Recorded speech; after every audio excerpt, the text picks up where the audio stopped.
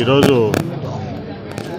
Vijayawada west నియోజకవర్గం, పశ్చిమ నియోజకవర్గం 56వ డివిజన్లో వైఎస్ఆర్సీపీ అసెంబ్లీ అభ్యర్థి ఆసిఫ్ గారు, అట్లాగే డివిజన్ కార్పొరేటర్ గారు చలపతిరావు గారు, అట్లాగే మా నాయకులు కార్యకర్తలు అందరితో కలిసి ఇక్కడ 56వ డివిజన్లో ప్రచార కార్యక్రమంలో పాల్గొనడం జరిగింది.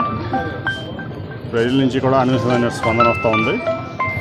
ముఖ్యంగా పశ్చిమ నియోజకవర్గం తీసుకుంటే ఇక్కడ మైనారిటీలు, బీసీలు, ఎస్సీలు, అలాగే పేదవాళ్ళు, నిరుపేదవాళ్ళు ఉండేటువంటి నియోజకవర్గం.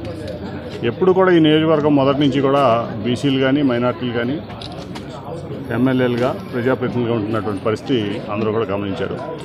ఇవాళ ఆసిఫ్ గారు ఈ ప్రాంతం పట్ల ఉన్నటువంటి కమిట్మెంట్ చూసి, ఆసిఫ్ గారిలో ఉన్నటువంటి కమిట్మెంట్ చూసి మా అధినేత జగన్మోహన్ రెడ్డి గారు, ఆసిఫ్ గారు అయితే ఇక్కడ పేదవాళ్ళకి, నిరుపేదవాళ్ళకి, మధ్యతరగతి వాళ్ళకి సేవ చేసుకుంటారు, నిరంతరం ప్రజల్లో ఉంటాడు, ప్రజల సమస్యల పట్ల అవగాహనతో ఆ సమస్యల పరిష్కారానికి ప్రయత్నిస్తాడు, పరిష్కరిస్తాడని చెప్పి నమ్మి జగన్మోహన్ రెడ్డి గారు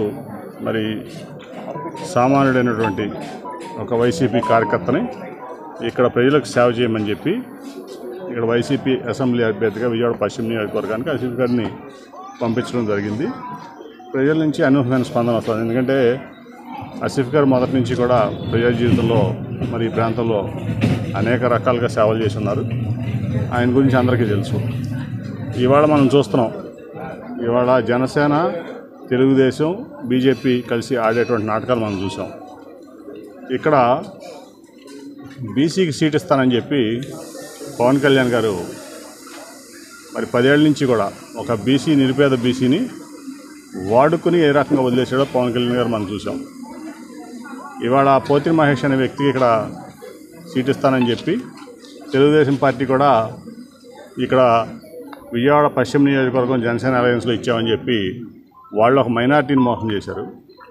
పవన్ కళ్యాణ్ గారు ఏమో బీసీని ఇక్కడ అభ్యర్థిగా ఇస్తానని చెప్పి పోతిరి మహేష్కి ఇస్తానని చెప్పి అతను వాడుకుని ఇవాళ అతను మోసం చేసి వదిలేసిన పరిస్థితి చూసాం. ఒక అపర కుబేరుడైనటువంటి ఒక సుజనా చౌదరిని తీసుకొచ్చి ఇక్కడ బీసీలు, మైనార్టీల నియోజకవర్గంలో ఇక్కడ అభ్యర్థిగా ఏ రకంగా నిలబెట్టారని చెప్పి నేను చంద్రబాబు నాయుడు గారిని, పవన్ కళ్యాణ్ గారిని ప్రశ్నిస్తా ఉన్నాను. నాకు తెలిసి మైనార్టీలని, బీసీలని మోసం చేస్తూ ఇవాళ సుజనా చౌదరి గారికి చంద్రబాబు నాయుడు అట్లాగే పవన్ కళ్యాణ్ ఈ సీట్ని అమ్మేసుకున్నారు. నిజంగా కూడా ఈ 12 సంవత్సరాలు రాజ్యసభ మెంబర్గా ఈ ప్రాంతం నుంచి సుజనా చౌదరి ఎన్నికయ్యాడు, హైదరాబాద్లో ఉంటున్నప్పటికీ కూడా. అట్లాగే దాదాపు 3 ఏళ్ళు కేంద్ర మంత్రిగా చేశాడు. ఈ విజయవాడకి కనీసం ₹1 పనైనా చేసినటువంటి పరిస్థితి ఈ సుజనా చౌదరికి లేదు. అంతసేపు తన సొంత వ్యాపారాలు, తన సొంత వ్యవహారాలు తప్ప, కేంద్రంతో లాబింగ్ చేసుకుని తన సొంత పనులు చక్కబెట్టుకునేటువంటి పరిస్థితి తప్ప ఈ ప్రాంతానికి ఆయన కేంద్ర మంత్రిగా ఒరగబెట్టింది ఏం లేదు. అట్లాగే చంద్రబాబు నాయుడు 100 కోట్లు కూడా విజయవాడ నగరానికి ఇచ్చినటువంటి పరిస్థితి లేదు. అట్లాగే ఈ పశ్చిమ నియోజకవర్గం అంతకుముందు వర్షం వస్తే మీకు అందరూ తెలుసు మొత్తం మునిగిపోయేది, పడవలు వేసుకుని తిరిగే పరిస్థితి ఉండేది. ఆ రోజు నేను ఎంపీగా 3 రోజుల్లో కేంద్ర మంత్రిని ఒప్పించి, అర్బన్ డెవలప్మెంట్ మంత్రిని 480 కోట్లు ఈ ప్రాంతాన్ని తీసుకొస్తే వాళ్ళ మంచిగా స్ట్రాంగ్ వాటర్, వరద నీటి కాలువలన్నీ వేసుకుని ఈ ప్రాంతం వరద నీటి ముప్పు నుంచి సేవ్ చేయగలిగాం. అట్లా కనకదుర్గ ఫ్లైఓవర్ వేసుకున్నాం, అనేకం చేసాం.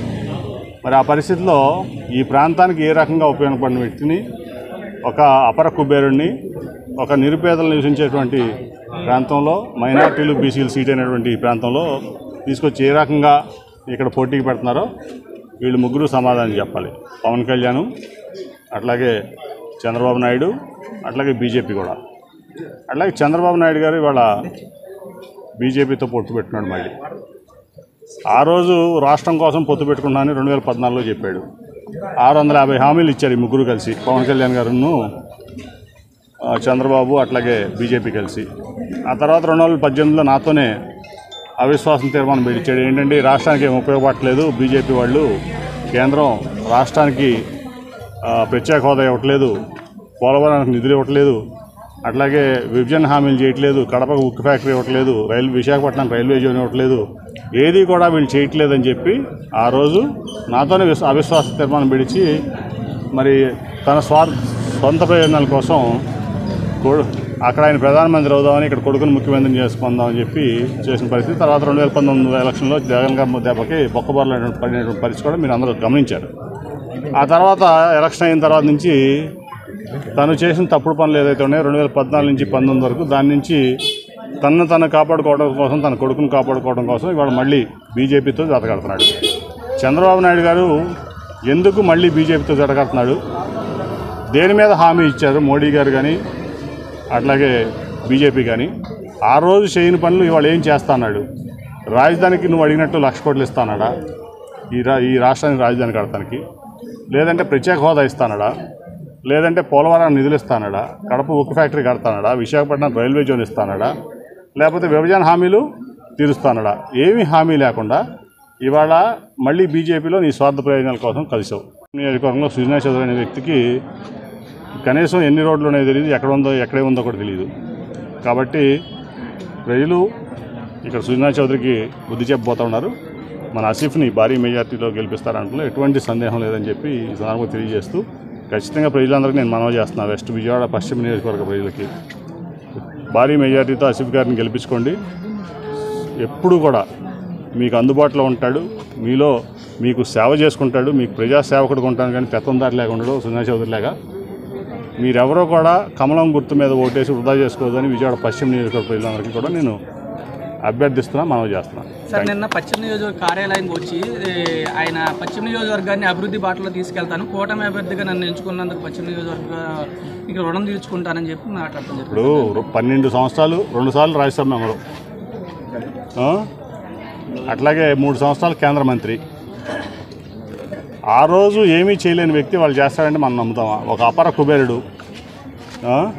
ప్రత్యేక విమానంలో తిరుగుతాడు, మనకు అందుబాటులో ఉండడు. ఈ ప్రాంత ప్రజలకి ఎప్పుడు కూడా ఆయన కలిసే అవకాశం దొరకదు.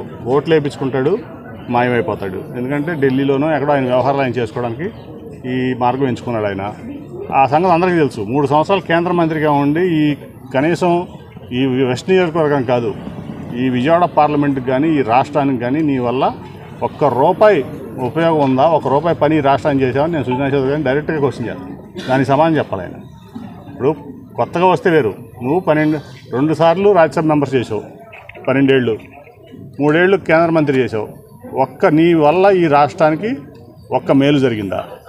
అది సుజనా చౌదరి గారికి నా డైరెక్ట్ క్వశ్చన్. దానికి ఆయన సమాధానం చెప్పి ఈ నియోజకవర్గంలోకి అడుగు పెట్టాలి ఆయన.